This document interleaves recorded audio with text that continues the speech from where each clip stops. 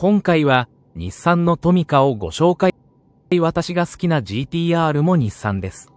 まずはナンバー8の日産サクラからです。2023年8月19日発売。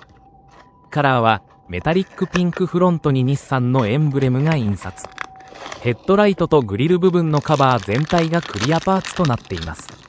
リアウィンドウもクリアパーツ大きめ。日産ロゴとサクラ、ゼロエミッションの文字が印刷。サイズも小さく、すごい可愛い一台となっております。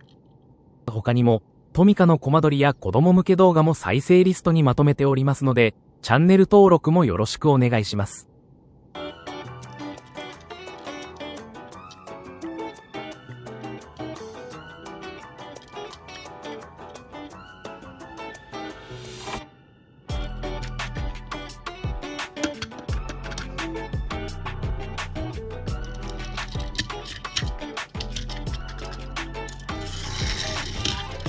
2022年2月19日に発売されたトミカナンバー59は、日産フェアレディ Z プロトタイプをモデルにしたミニカーです。特徴的なフロントグリルや流れるようなボディライン、スポーツカーらしいフォルムなどを忠実に再現しています。カラーバリエーションは、初回限定カラーと通常版があり、初回限定版は黄色いカラー。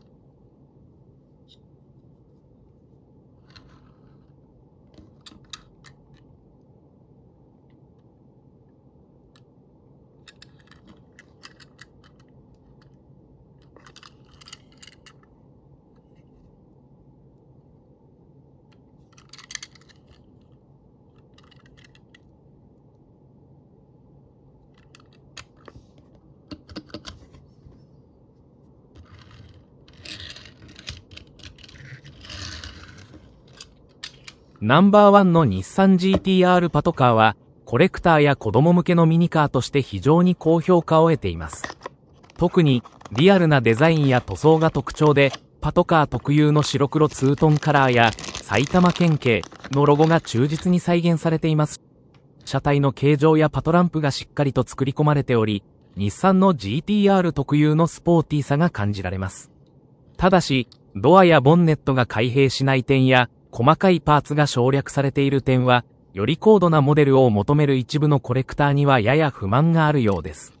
また、サスペンション機能が搭載されており、遊びやすさも考慮されていますが、インタラクティブなギミックが少ない点は指摘されています。全体的には、耐久性とリアリティのバランスが取れた設計で、価格帯を考慮すると満足度の高いモデルです。ナンバー13のフェアレディ Z ニスモ GT500 の作り込み度は非常に高く、レーシングカーの迫力を忠実に再現しています。このモデルは、スーパー GT シリーズで活躍する日産 ZGT500 をベースにしており、実車の特徴的なフォルムやデザインを細部まで丁寧に表現しています。特に、車体のブラックカラーは実際のレース仕様ではなく、日産とNISMOが主催するモータースポーツ発表会で公開される、プレスバージョンのカラーリングであり、独自性があります。また、低めに設定された車高や 11H ホイールが装備されており、実車の空力特性やスポーティな外観が強調されています。全体として、細かいディテールへのこだわりが強く、レースカーの力強さを感じさせる作りになっており、コレクターやレースファンから高い評価を受けています。